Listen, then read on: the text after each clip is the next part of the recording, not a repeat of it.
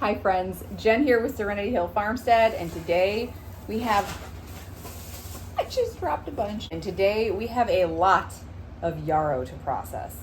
I am going to separate this out. I've got the heads that are going to go into this bowl here, these flowers, and then the leaves I'm going to use for a different purpose. Now the flowers itself, let's stick this right here next to me for the moment here.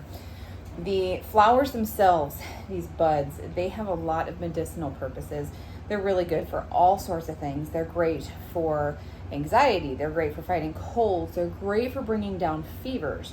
They can help with balancing menstrual cycles, for helping with regularity there. There's so many different things. They can help with diarrhea. They can, like, lots of different things. I have a post if you want to check that out on all about yarrow and its wonderful things and what it can do for you. But this is not what we're using today. What we are using are the leaves. And the yarrow leaves are really special. They're very feathery. They're very soft. They're great to work with. They smell fabulous. Yarrow itself smells fabulous.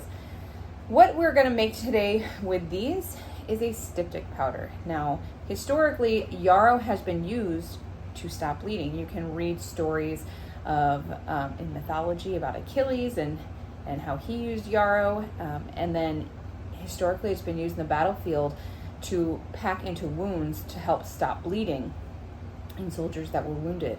And it does have that quality to help stop bleeding. So the reason I'm going to make a styptic powder is twofold. One, because I really want to have this in our first aid kit. I want to keep it with us on a farm when we're working on the farm, because every single time we're out there working, somebody gets hurt.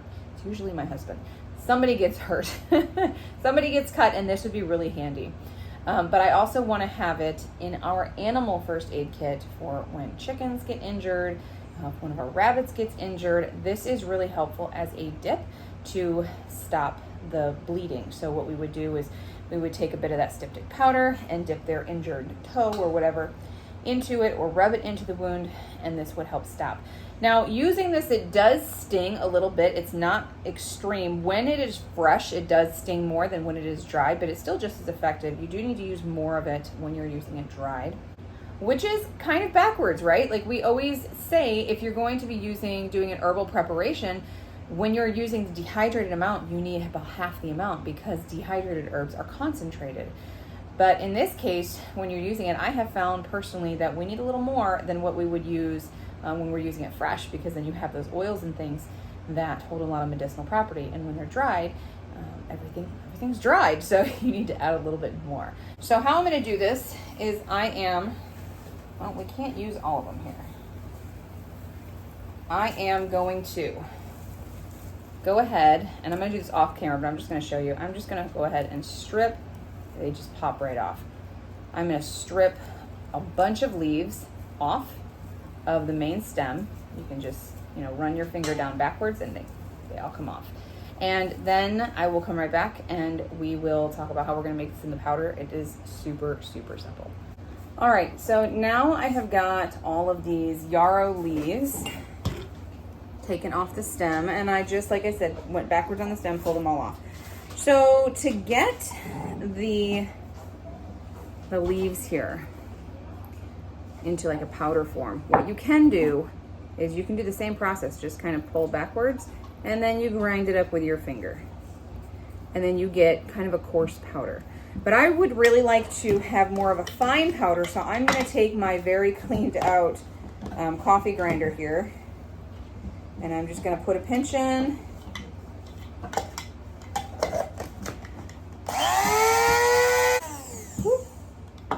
Okay.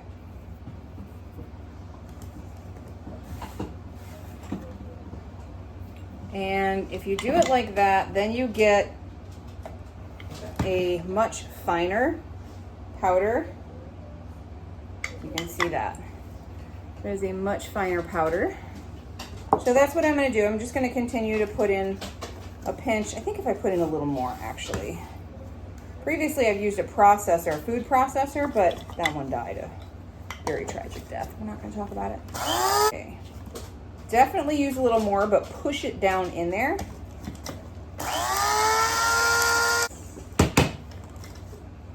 Oh yeah, that's very powdery. So that will give us a nice fine powder. So there is about the consistency of our powder. And that is gonna help stop bleeding for animal or for people. So there is our powder right there. That's about the consistency of it. So I do want to add that when you are using a styptic powder, a natural styptic powder like Yarrow, that you definitely want to use it in the right context. If you have a big gaping wound that you know you're going to need the hospital for, Yarrow's not going to do a whole heck of a lot for you. I mean, it's not going to hurt you. If you want to add that to your compress while you're going to the hospital, definitely not a bad idea. But you definitely want to seek medical attention if you have any kind of serious wound. But for smaller wounds that just require some pressure, I'll give you a good example. My son, some years back, went ahead and was using a crowbar, and he pulled back instead of pushing forward. And when it pulled back, the crowbar went ahead and hit him right here between the eyes. I was very, very, very grateful that it wasn't just a couple centimeters to the right or left, or he probably would have lost an eye. But for something like that, this would have been really, really nice to have. Of course, the only Yarrow we had growing was what was growing wild at the time. This was pre-herb farm days. So this would have been really nice to have. That would have been great to stop the bleeding and to help control of that. If we would have had Yarrow on hand, or if I would have thought about it in the moment, which you know how that goes, this would have been great to have. This would have been really, really handy. So definitely something to keep in your first aid kit. If you have farm animals, this would be a great addition. It's not going to hurt anybody. It's non-toxic. It's totally natural, and it's got a good long shelf life. Let's talk about storage real quick. You want to store it like any herb. You want to keep it out of extreme heat. You want to keep it away from sunlight. You want to keep it in a cool, dark place. Now, the reason that we always say keep your herbs in a cool, dark place is because with extreme temperature swings, heat specifically, and with sunlight, it breaks down the medicinal compounds and all the volatile oils that are in your herbs. Now, they do a great job, in the sun, growing, producing that wonderful medicine while they're outside in the ground. But as soon as you disconnect them from that, as soon as you harvest them, it starts breaking them down. So you want to get them harvested and processed as soon as you can, whether that means drying them in a dehydrator, in a freeze dryer, getting them into the environment where they're going to be air dried or processed into medicine as soon as you possibly can.